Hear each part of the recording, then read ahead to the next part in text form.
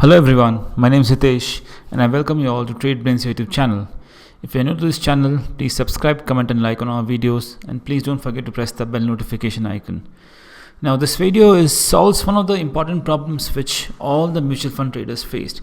That is, whenever you go to research any website, this is a common screen which is very regularly seen on the screen. The name of the fund, that is, for this example sake, we have taken Kotak Sensex ETF fund, but you always get to see these two icons, regular fund and direct fund, and we always tend to ask ourselves question, what's the difference, why there should be two options, maybe a regular fund or direct fund, what does this even mean? So through this video we'll try to solve this mystery of a regular fund or a direct fund.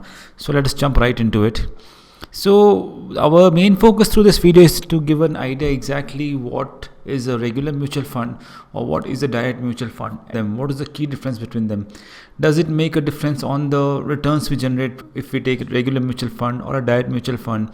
Is there a way in the treatment, in the taxation, or is there a difference in the way the funds are being invested via the regular mutual fund or direct mutual fund? We'll be trying to solve this riddle and try to answer all the questions possible. So let us begin our discussion by understanding what exactly is a regular mutual fund. So in a regular mutual fund, the funds will have to be bought from the third party intermediary. That is, the funds are being bought by an intermediary who is the facilitator of selling a mutual fund. You buy the funds from a third party. The third party could be an advisor which you have hired. He could recommend you to buy from a regular mutual fund. So those are some of the intermediaries who deal with selling a regular mutual fund. The intermediaries charge here a certain commission for facilitating the transaction. Basically, for making it convenient for the customers, the third party charges certain fees or a commission, and that is the extra cost which you incur while buying a regular mutual fund. And which exactly is the reason why the regular mutual fund have a higher expense ratio. Now, what exactly is the expense ratio? Expense ratio is a fees which is incurred on the mutual fund for managing the commission, for managing the administrative and other expenses. So for regular mutual fund, the expense ratio is slightly higher because even the commission charges will have to be added to the mutual fund cost, which is why regular mutual fund are slightly more expensive than any other mutual fund. And because of the higher expense ratio, the net asset value or the NAV of a regular plan is comparatively lower. That is, the unit price or the unit value of each and every unit of mutual fund is comparatively lower in case of a regular mutual fund as against a direct mutual fund. So then the next point which comes to your mind is that why should someone look for regular mutual fund? So the intermediaries which provide the regular mutual fund services, they provide all the mutual funds provided by all the different asset management companies or the fund houses under one particular roof. That is all the plans which are to be bought or sold can be availed at one place only. So that is one advantage of using a regular mutual fund, because these are being offered by third party intermediary which in turn provide you all the mutual funds at one place.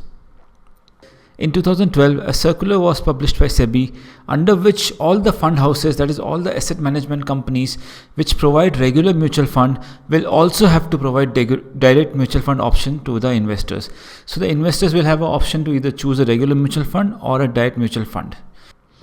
Now the next thing which you have to understand, what exactly is a direct mutual fund. Now that we have understood the concept of regular mutual fund, let us try to break down the definition and concept of direct mutual fund. So the direct mutual fund will have to be bought directly from the asset management company. That is the mutual fund house which has been issuing that particular mutual fund. You buy directly from the website of that company under the direct mutual fund scheme. There is no third party facilitator to facilitate the transaction. That is, in the case of a direct mutual fund, there is no third party intermediary. So it directly transact with the mutual fund issuing company. And which is why the direct plan have a low expense ratio. That is, the cost to manage the fund is slightly lower because there is no intermediary cost involved in a direct mutual fund. And which is the reason why the direct mutual fund expense ratio is comparatively lower to a regular mutual fund. And because of low expense ratio, the net asset value, that is the value of each unit of mutual fund, is comparatively higher in case of direct mutual fund. Say if you own a 10 units of mutual fund, then the total value in case of a direct mutual fund will be comparatively higher than a regular mutual fund. Now, following are some of the asset management companies which provide direct mutual funds. That is the HDFC Mutual Fund have their own funds. That is the various mutual funds provided by HDFC. You have SBI funds, you have IIFL, you have UTI, you have IDFC, DSP, BlackRock, Invesco India Mutual Funds. These are various asset management companies which provide direct mutual funds on their platform. They provide mutual funds only of their company. That is the funds which are being managed by these companies only are being provided on the platform of these asset management companies. And these are some of the websites via which you can buy both direct mutual fund and regular mutual fund. That is the websites like the Grow, the Paytm Money, ET Money app. These are some of the platforms via which you can buy multi-companies mutual fund at one place, and you have an option to buy both direct mutual fund and regular mutual fund. Now this slide is going to be a very interesting one, so I would want you to pay slightly more attention. Now if you look at this first screenshot, this is for a regular mutual fund. I have pulled the data from the website of moneycontrol.com. I have taken the Canara Robeco Equity Tax Saver Fund, and I have taken a regular plan here, that is a regular mutual fund. If you look at the two circle points, first is the NAV, second is the expense ratio. So in case of a regular mutual fund, the NAV here is 71.82 and the expense ratio is 2.27%. But if you were to compare this to the direct plan of the same mutual fund, that is the Canara Robeco Equity Tax Saver Fund, the NAV becomes slightly higher because there is no commission or fee being charged, which is why the total fund value increases. And similarly, the expense ratio is on the lower side, that is 1.23% in case of a direct plan and 2.27% in case of a regular plan. So that is the starking difference in buying a regular mutual fund and a direct plan mutual fund.